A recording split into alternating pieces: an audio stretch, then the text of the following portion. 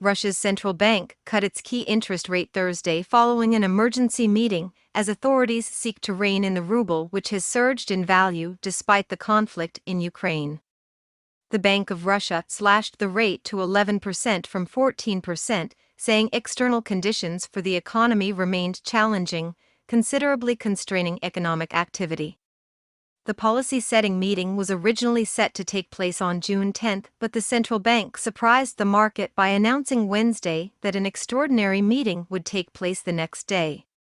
Financial stability risks decreased somewhat, enabling a relaxation of some capital control measures, it said in a statement on Thursday.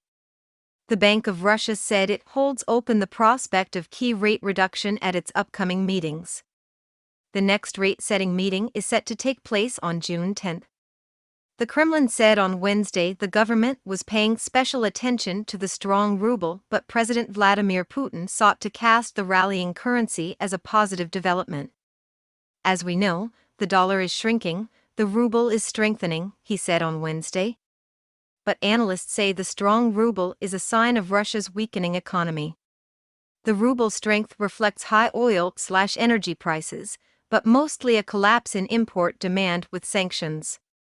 That suggests that growth is going to be massively challenged, likely deep recession this year, wrote Timothy Ash, an emerging markets strategist at Blue Bay Asset Management. After the West slapped Russia with debilitating sanctions over the start of Moscow's military campaign in Ukraine in February, financial authorities introduced strict capital controls to boost the economy. Since then, the ruble has staged a spectacular rebound and strengthened by around 30% against the dollar. A strong ruble is not desirable for the Russian government, which fears it can hit budget revenues and exporters. Generally, lower interest rates are unattractive for foreign investment and decrease the value of a country's currency. A strong currency will not help that and will also stall the ruble value of oil export earnings to the budget, boosting the budget deficit, he added.